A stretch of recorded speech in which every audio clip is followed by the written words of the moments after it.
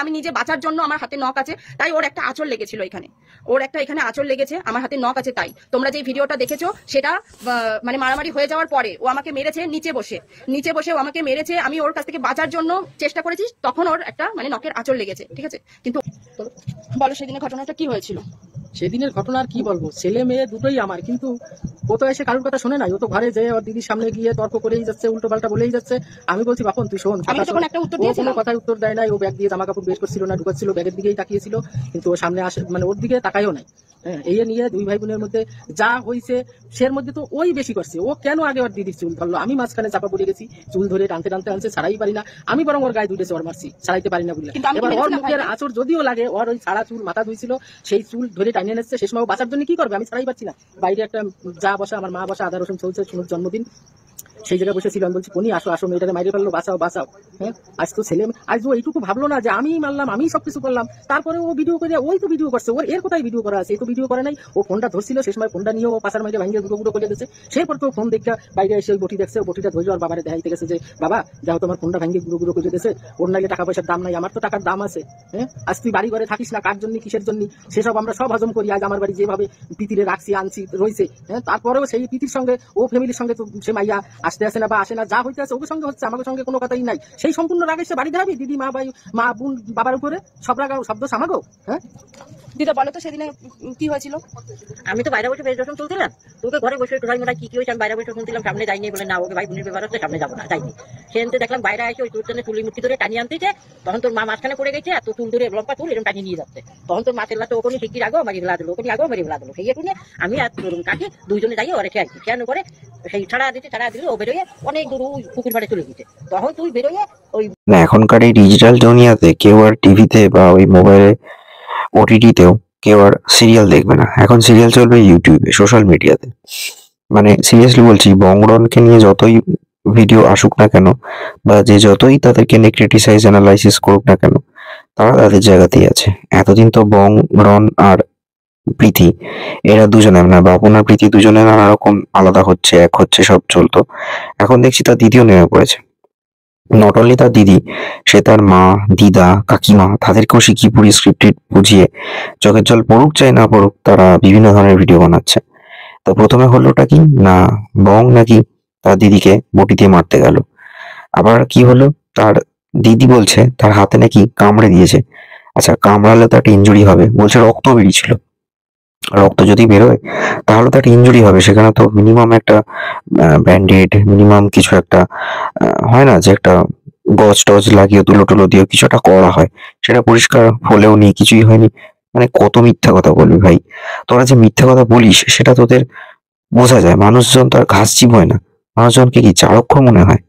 আমি কিছু বুঝে পেলাম না যে কয়েকটা জিনিস না বললেই নয়, যে এতদিন তো বংরন আর প্রীতি একরকম ছিল, কিন্তু ওর দিদি ভীষণই আনপ্রফেশনাল। মানে এমন একটা কথা বলছে, ঠিক মতো রেডি হয়ে আসেনি মনে হচ্ছে যেন। তার দিদি অ্যাকচুয়ালি কি কি বলেছে আর কিভাবে কি এক্সপ্রেস করছে, মানে তার এক্সপ্রেশনও ঠিক নেই। মানে যদি মানুষ সত্যি সত্যি এই ফেজের ভেতর দিয়ে যেত, এই সিচুয়েশনের ভেতর দিয়ে, তাহলে তার চোখ মুখে যে একটা ছাপ থাকতো, একটা ঝড় বয়ে যাওয়ার মতো একটা প্রেশার থাকতো। মনে হচ্ছে না যে ঠিকঠাক ঘুম হয়েছে, চোখের তলায় কালি পড়েনি, সবই ঠিকঠাক আছে। আপনারা নিজেরাও দেখুন। ওই মারা যেটা মানে তোমরা দেখছো যে ওখানে আমি নাকি ওকে মারতে চেয়েছি, তো সেখানে তোমরা একটু ভালো করে ভিডিওটা মানে আরেকবার কি 2-4 বার যদি দেখতে পাও, তাহলে তোমরা দেখবে যদি আমার মারারই ইচ্ছা থাকতো, পিছন থেকে তো আমি এসেছি, তাহলে এইভাবে বা মাথা ধরে বা যেভাবে হোক আমি মারতে পারতাম, তাই না? আমি কিন্তু মারিনি, ওর কাছ থেকে ফোনটা নেওয়ার চেষ্টা করেছিলাম। তো এটা হচ্ছে পরের ঘটনা। এবার আমি বলি, প্রথম থেকে যদি তোমাদেরকে ঘটনাটা আমি না বলি তাহলে তোমরা বুঝতে পারবে না। দিনটা ছিল 2 ফেব্রুয়ারি, আমার ছেলের বার্থডে। তো বার্থডের দিন আমার ভাইয়া বিকেল বেলাতে বাড়ি আসে তখন আমার ছেলে বাবাই ওকে দেখে খুব খুশি হয় আর আমার কাছে আসে, এসে বলে মা মামু এসেছে। আমি বললাম খুব ভালো কথা, ঠিক আছে যাও তুমি মামুকে হাক করো। ও গিয়ে হাকও করেছে। আমি ঘরে ছিলাম। তারপরে আমার ভাইয়া হচ্ছে গিয়ে ওরা ঘুরতে গিয়েছিল, কি জ্যাকেট ট্যাকেট কিছু এনেছিল, সেইগুলো আর কি দেবে মানে দিচ্ছিল। তখন আমি আমার ছেলেকে ঘরে ডেকে বলি, বাবাই তুমি মামু কিছু দিলে তুমি সেটা নিও না। সেটা আমি বলেছি, হ্যাঁ সেটা আমি বলে অন্যায় করেছি, একদমই এটা ঠিক কথা। আমাকে সবাই পরে বললো যে এটা তুই বলে ঠিক করিসনি, অন্যায় করেছিস। তো ঠিক আছে, সেটা আমি অন্যায় করেছি, স্বীকার করলাম। কিন্তু আমার মনে হয় ওটা তো আমার ভাই, তাই না? ও সেটা এসে আমাকে বলতে পারতো যে এই তুই এরকম ভাবে বলছিস কেন, ওটা তো আমার ভাগনা, কি দেবো না দেবো সেটা আমার ব্যাপার বা কিছু এরকম ধরনের বলতে পারতো। যাই হোক, ও সেটা বলেনি। ও সেটা বলেনি। ও কি করেছে, আমি ঘরে ছিলাম, ও বারান্দাতে এইখানে এই এই জায়গাটাতে ছিল, আর আমি ঘরে ছিলাম। ক্যামেরাটা অন করে বলছে, দেখো আমাদের ঝামেলার মূল হচ্ছে এ, একটা কালপিট, নাটক করে সকালে ভিডিও পোস্ট করেছে, এরকম ধরনের, মানে ওর যা মুখে আসছে ও বলে যাচ্ছে। আমি কিন্তু একদম চুপচাপ, একটা কথাও বলিনি, একটাও কথা বলিনি, ঠিক আছে। তো আমার মা সেটা শুনতে পেয়ে গেছে, গিয়ে তখন আমার মা বলছে, বাপন তুই এসব কথাবার্তা কি বলছিস এইসব দিয়ে। তখন মার আর আমার ভাইয়ের মধ্যে কথোপকথন হচ্ছে। তো তখনও কিন্তু আমি একটাও কথা বলিনি। ঘর থেকে দুজনের কথোপকথন হতে হতে বারান্দায় এসেছে। তখন আমি, ও কিন্তু ওর ভিডিওটা অন করাই রয়েছে। তো তখন আমি আমার ফোনটা, এই যে তখন আমি আমার ফোনটা আমি ওরকম ভাবে অন করেছি, ঠিক আছে। কিন্তু আমার তখন মাথায় ছিল না যে ভিডিওটা অন করতে হবে। আমি জাস্ট ক্যামেরাটা অন করেছি। ক্যামেরাটা অন করার সাথে সাথে ও দৌড়ে এসে আমার হাত থেকে আমার ফোনটা কেড়ে নিল। কেড়ে নিয়েই, মানে আমি হাত থেকে ফোনটা কেড়ে নিয়েছে, আর আমি ওকে যে মানে মারপিট বা কামড়াকামড়ি এরকম হবে যে রক্ত বেরিয়ে যাবে? রক্ত বেরোলে তো মানুষের একটা ট্রিটমেন্ট হবে, হাত ফোলা থাকবে, বোঝা যাবে ইনজুরি থাকবে। সেটাও হয়নি, দেখুন একবার। থাকাটা ঠিক না। তো সবাই ভেবেছিল যে দুজনকে বসিয়ে এদের কি, আমার কোনো সমস্যা নেই, আমার কোনো মানে ওদেরকে নিয়ে রিপোর্ট বা মানে অভিযোগ বলো, আমার কিছু নেই। কিন্তু আমার ভাইয়ের মূল খারাপ লেগেছে, সেই দিনের কথা শুনে বুঝেছি। মানে ওদের ওই যে আমি যে দুটো ভিডিও করেছিলাম, ওটাই হচ্ছে মূল কারণ আমি কেন ভিডিওটা করেছিলাম। তো ভিডিওটা কেন করেছিলাম সেটা আর এখানে বলার মতো না, যে ঘটনাটা বলতে বসেছি সেটাই বলছি। তো তখন সবাই মিলে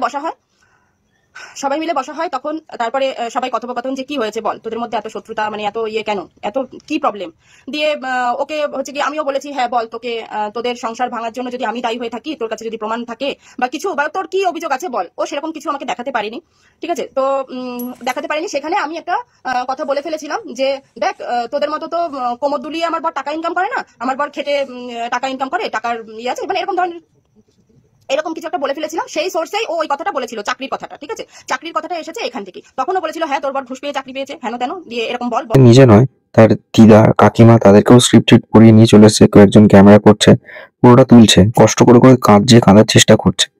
আরে ভাই, তোদেরকে রীতিমতো অ্যাক্টিং করার আগে ট্রেনিং নিতে হবে, তারপরে সব করতে আসবি।